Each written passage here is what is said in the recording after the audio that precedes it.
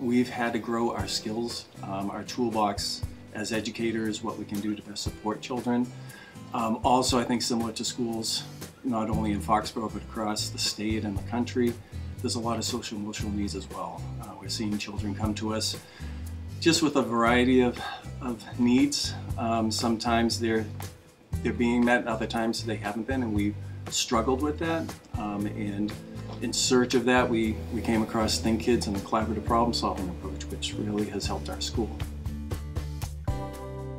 Experience has been wonderful. It's been transformative for our school. The collaborative problem-solving approach really, at the core of it, was a philosophical shift for many of us as educators. It required us to look at students and their behaviors differently.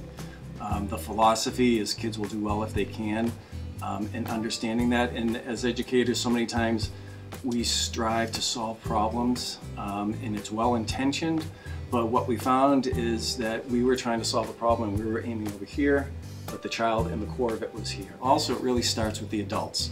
It starts with building our skills and being able to start to understand what is that approach to really listen to a child, to ask the right questions, to be curious, to take a piece of information but not look to solve and act on it.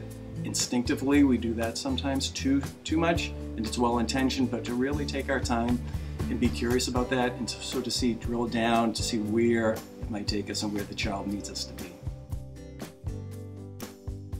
It's different because it works and it's lasting. In the past, if you looked at a challenging behavior, you tried to impose your will, and if I was a principal and I'd give my principal look or my principal voice, it could have an immediate effect, but it wasn't lasting. And what this has done, this approach, Think Kids and collaborative problem solving, we're looking at the skill deficits and building those in our own efficacy as educators is strengthened. Like, we can make a difference, and we've had that power and we've seen the results, which as a team coming together professionally has helped. And I think the students, they can see that we care, and they knew it before, but I think once again it looks a little bit differently because we're having the conversations, we're having more one-on-one time with students who might be experiencing some challenging behaviors.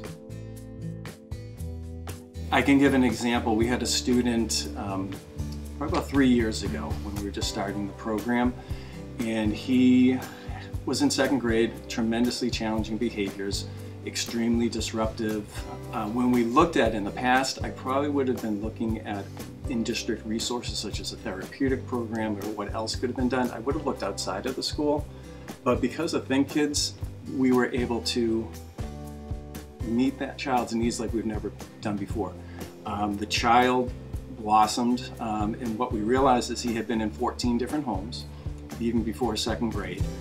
There was a reason for the behaviors, and looking at the demands that we were placing on him, plus those lagging skills, it helped us to create a support network. And it's really started with just that empathy and understanding that, once again, the behaviors weren't directed to us personally, they were happening for a reason.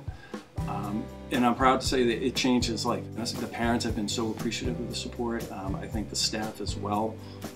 And once again, even on an administrative level, it's allowed us to keep children in district and have that part of it. So we're saving some money that potentially could have been out, and it really impacts everybody. So it sounds powerful, but it has been. It really has been an approach that's changed our school. It's changed our practices, which has translated to making our children happy, safe in their learning.